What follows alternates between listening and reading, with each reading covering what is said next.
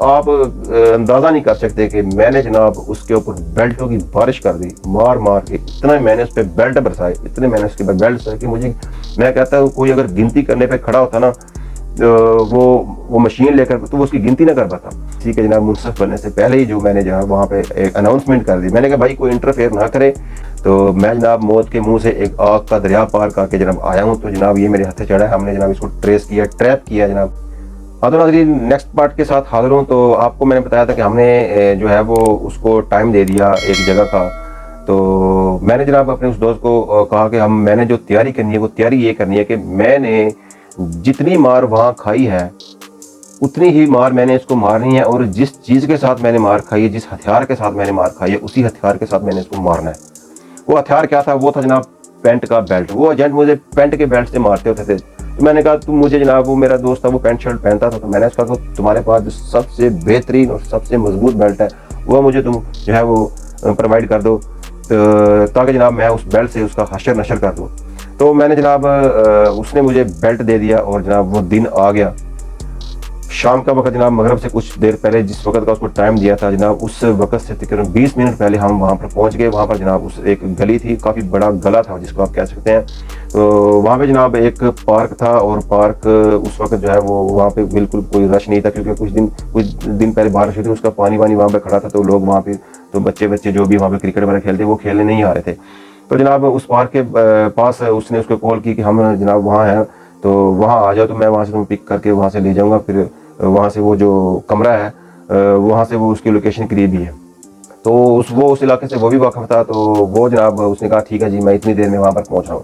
تو جناب میں الرٹ ہو کے بیٹھ گیا. میں نے اپنے دوست کو کہا کہ یہ جو پارک کا جو گیٹ ہے، اس گیٹ کا جو پلر ہے میں اس کے پیچھے کھڑا ہوں گا، اور جیسے ہی وہ آئے گا، اور وہ کہہ رہا تھا میں رکشے پہ آ رہا ہوں، وہ جیسے ہی وہ آئے گا تمہارا منہ اس پلر کی طرف اور اس کا منہ جو ہے وہ اس طرف ہونا چاہیے، تاکہ وہ ہے وہ چکنا نہ ہو سکے اور اس کو پتہ نہ چل سکے کہ میرے اوپر اٹیک ہونے والا ہے. اور جیسے ہی جناب وہ آیا جناب رکشہ ایک وہاں پہ ایک رکشہ آیا، اور دور سے ہی ہم نے دیکھ لیا کہ رکشہ آ رہا ہے، اور یقیناً وہ اسی رکشے میں ہوگا. تو وہ رکشہ آیا تو رکشے نے بریک لگائی، اس میں سے وہ نکلا اور رکشے والا چلا گیا.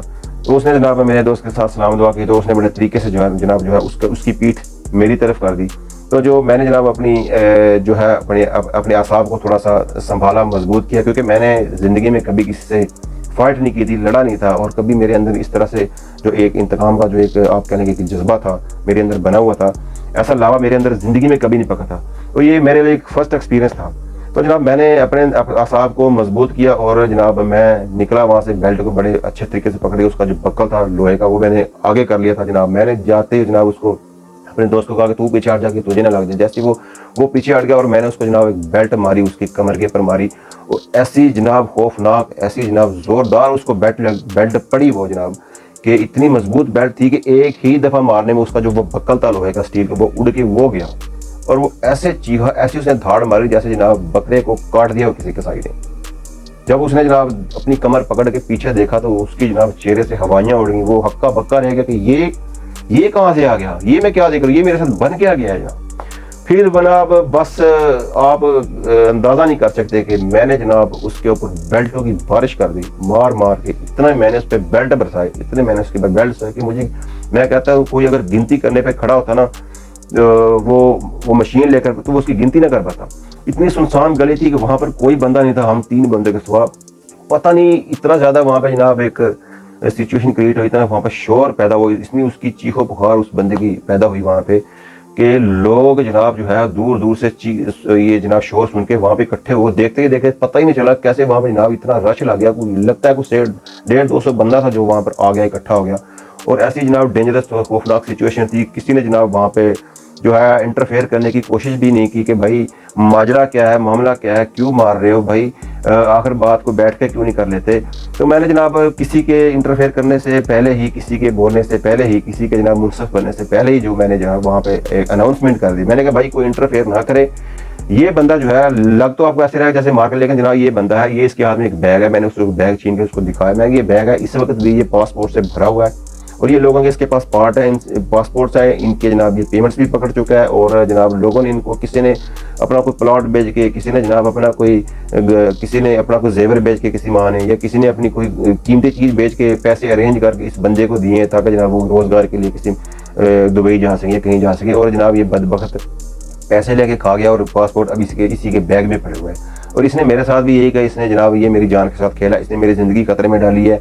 तो मैं जनाब मौत के मुंह से एक आग का दरिया पार करके जनाब आया हूँ। तो जनाब ये मेरे हाथ चढ़ा है, हमने जनाब इसको ट्रेस किया, ट्रैप किया जनाब। तो लिहाजा जनाब आप जो है बात को समझे बगैर या आपको जनाब बगैर किसी जनाब इन्फॉर्मेशन के, आप किसी बात का पता ही ना, आप कोई इंटरफेयर मत कीजिएगा। तो लोगों ने जब ये सुना तो लोग वहाँ पे वाकई किसी ने इंटरफेयर नहीं किया। तो मैंने जनाब उसको मार के जनाब, जब मैं खुद थक गया, मुझे सांस चढ़ गया, और मैंने उसके जनाब कपड़े वपड़े फाड़ दिए, उसकी शर्ट फाड़ दी, उसकी बनैन फाड़ दी। तो जनाब मैंने सिर्फ उसकी वजूद पे पैंट ही रहने दी। तो उसका इतना बड़ा पेट जो है वो बाहर लटका हुआ था, वो बिल्कुल अल्फ नंगा था जनाब मैं। तो मुझे कहता मेरी बात तो सुनो। अब उसके सर से ये सब काफ़ी उसके खून बह रहा था। तो फिर हमने जनाब उसको बाइक पे बैठाया, उसको मैंने दरमियान में बैठाया, मैं पीछे बैठा, मेरे दोस्त ने बाइक चलाई, हम उसको लेकर अपने दोस्त थे, मेरे दोस्त का मेडिकल स्टोर फार्मेसी है, हम उसको वहाँ पर ले गए कि अब तुमसे होगी बात है। ये तो मेरे अंदर का वो जो आप था, मैं था गुबार था, वो अभी निकला है। तो मैंने उसको बताया वहाँ मेडिकल स्टोर पर जाके कि ये शुक्र को, ये नफल पढ़ना घर जाके कि तू जितनी मैंने तुमको सजा दी है, तुम इससे कहीं बढ़ के डिवर्स करते, इससे कहीं बढ़ के तुम इसके मुस्तहिक थे, और तुम मुस्तहिक थे कि तुम्हें गोली मार दी जाती। ये भी शुक्र करो कि मेरे पास जो है गन वगैरह थी ही नहीं, और मैंने कोशिश भी नहीं की कहीं से अरेंज करने की।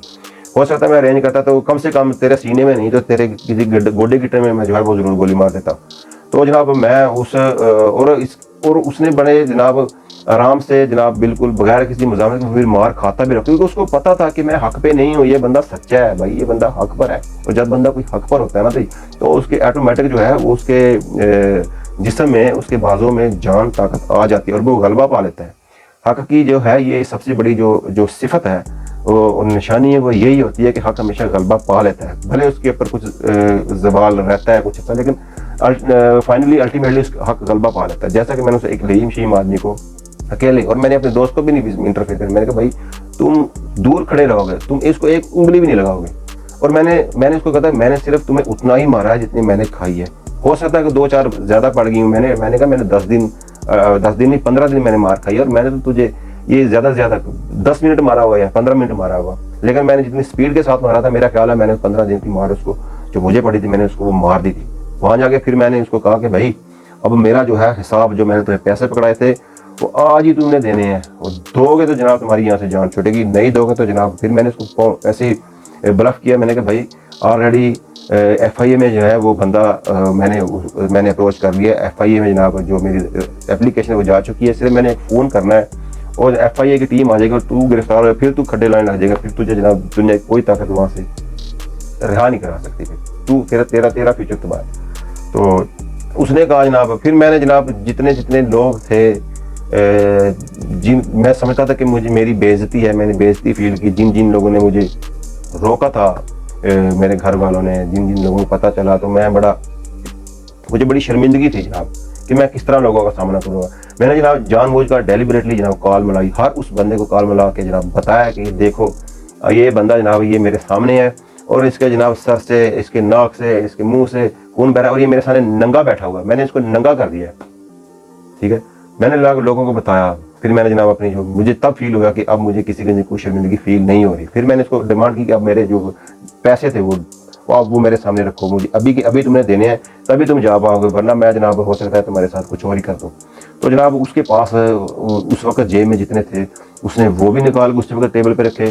फिर उसका जितने भी डॉक्यूमेंट्स थे, उसकी ID वगैरह थे, या उसके पास जितने पासपोर्ट थे वो भी, उसके पास उसके ATM थे वो भी, उसके मोबाइल थे वो भी, मैंने हर चीज़ जब्त कर ली।